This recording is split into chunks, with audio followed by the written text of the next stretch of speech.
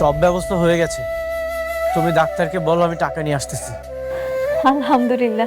গরিব ঘরের রাজপুত্র নাটকটি একের পর এক নাটক এপিসোড আসতেছে আর জনপ্রিয়তা অর্জন করতেছে। তো গাইস, আজকে যে গরিব ঘরের রাজপুত্র 5 নম্বর এপিসোডে কি হয় এবং 6 নম্বর এপিসোডে কি হবে সেটা নিয়ে আলোচনা করব। তো গত এপিসোডে দেখেছেন মিরাজ খান তার বন্ধুকে তার অফিসের সকল পাওয়ার দিয়ে দেয় এবং সেই সুযোগটা সে ব্যবহার করে তার চাচা চাচি সহ তার বাসায় এসে পড়ে এবং বাড়ি থেকে চাচা চাচিকে দেখলে হঠাৎ অবাক হয়ে যায়। কিন্তু তার কারণ হচ্ছে তার বন্ধু রাতুল তার সম্পত্তির সবকিছুই অফিসের পাওয়ার নেবে বলে নিয়ে নেয় এবং তাকে এখন পথের ফকির বানিয়ে ভিখারি থালা ধরিয়ে দেয়। মূলত অনেকের বন্ধু রাতুল তার এই সুযোগটা নিয়ে তার চাচা চাচির সাথে মিশে সেই সব সম্পত্তির মালিক রাতুল তার নিজের নামে করে নেয় এই সুযোগে এবং তাকে পথের ভিখারি বানিয়ে বাটিয়ে ধরিয়ে বাড়ি থেকে বের করে দেয়। এবং এই সব কিছু শোনার পর অনন্যা ইসলামও ভেঙে পড়ে যে আজকে মিরাজের এই হাল হলো এবং তার কাছে লোকই তার সাথে এই রকম করে তাকে পথের ভিখারি বানিয়ে দেয়। তো সবকিছু শোনার পর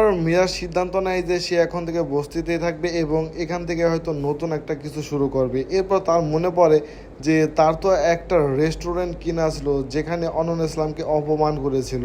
তো সেই রেস্টুরেন্টে যখন যাই সেখানেও দেখে যে তার কথা কেউ শুনতেছে না, মানে সেখানে সেই রেস্টুরেন্টের মালিকও তার বন্ধু রাতুল এবং সেখানে অনন্যা ইসলাম এবং মিরাজ খানকে অনেক অপমান করে তার বন্ধু রাতুল বের করে দেয়। এরপর মিরাজ বাসায় এসে সিদ্ধান্ত নেয় যে তার শ্বশুরের যে চায়ের দোকান আছে সেটাই সে সামলাবে, কিন্তু সেখানেও সে অপমানিত হয় কারণ সে বড়লোক ছিল যে এবং যাদের ছোট লোক বলে অপমান করতেছিল তারা এখন তাকে নিয়ে মজা করে, মানে সে বড়লোকের ভাব ধরেছিল এমনটা বলে তাকে হাসি ঠাট্টা করতে থাকে যে তো বড়লোক হলে চায়ের দোকানে থাকবি কেন।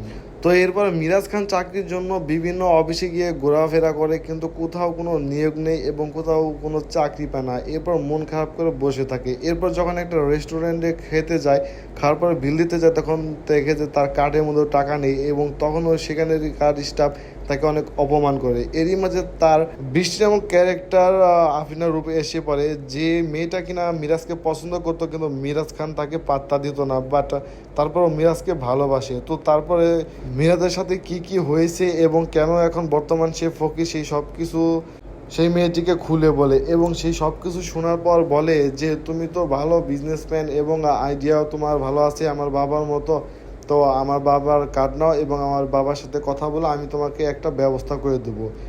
তো এরপর হঠাৎ দেখায় যে অনন্যা ইসলামের বাবা অনেক টাকার ঋণ হয়ে গেছে, মানে তাদের বস্তি থেকে চাঁদা নিতেছে, সেই টাকা না দিলে সমস্যা হবে।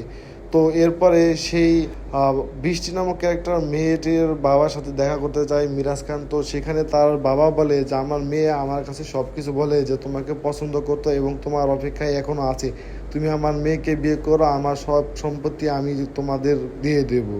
তো সেখানে মিরাজ খান না করে চলে আসে, কিন্তু পরবর্তীতে দেখে যে অনন্যা ইসলামের বাবার অবস্থা খুব খারাপ এবং তার হার্ট ব্লক হয়ে গেছে, তাকে চিকিৎসার জন্য 4 লাখ টাকা দিতে হবে, নয়তো তাকে বাঁচানো সম্ভব না।